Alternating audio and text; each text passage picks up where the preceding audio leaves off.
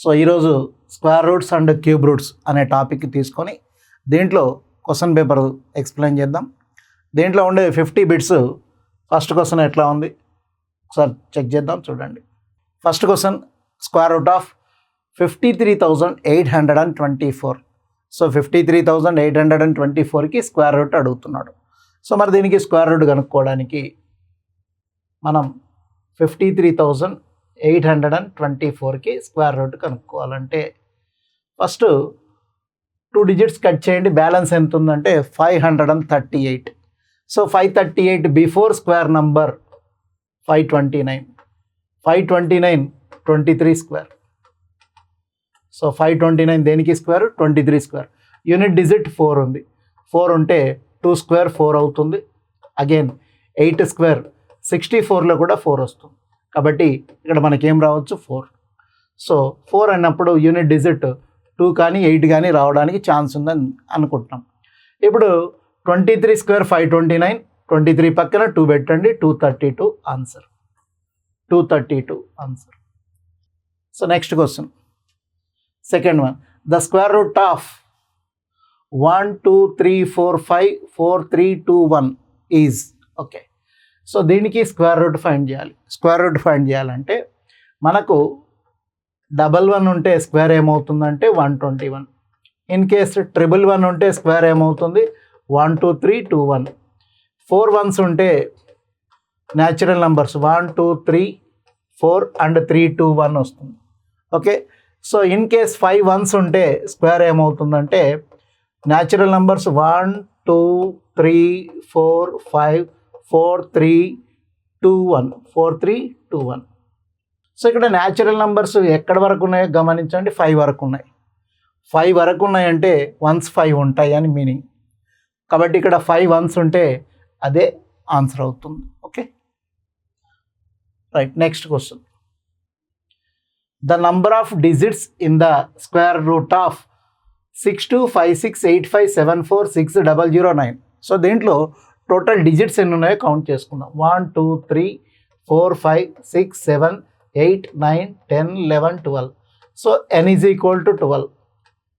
అయితే n is equal 12 ఇది even number అయితే అంటే 12 ఈవెన్ నంబర్ కాబట్టి సో దాంట్లో ఆఫ్ 12లో ఆఫ్ 6 డిజిట్స్ దాని స్క్వేర్ రూట్లో వస్తాయి. దాని స్క్వేర్ రూట్లో 6 డిజిట్స్ వస్తాయి. ఓకే.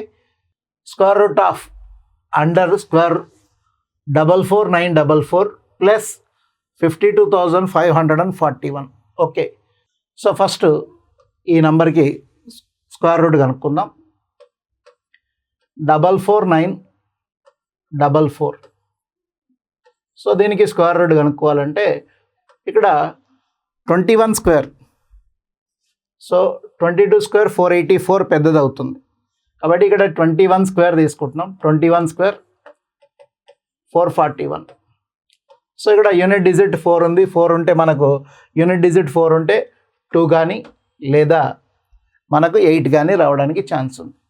ఓకే, 2 కానీ 8 కానీ రావడానికి ఛాన్స్ ఉంది. అంటే ఆన్సర్ 212 ఆర్ 218 రావడానికి ఛాన్స్ ఉంది.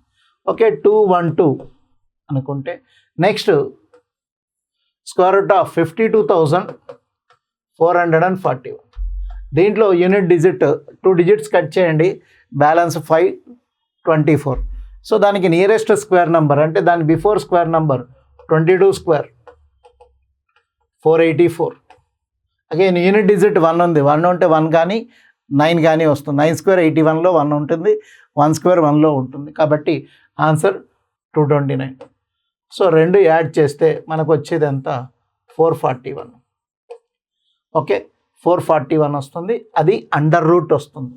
ఓకే, వాళ్ళు అగైన్ పైన రూట్ పెట్టారు కాబట్టి మనకు రూట్ ఆఫ్ 441. దెన్ 441కి స్క్వేర్ రూట్ ఎంత? 21. సో ఆన్సర్ 21 అవుతుంది.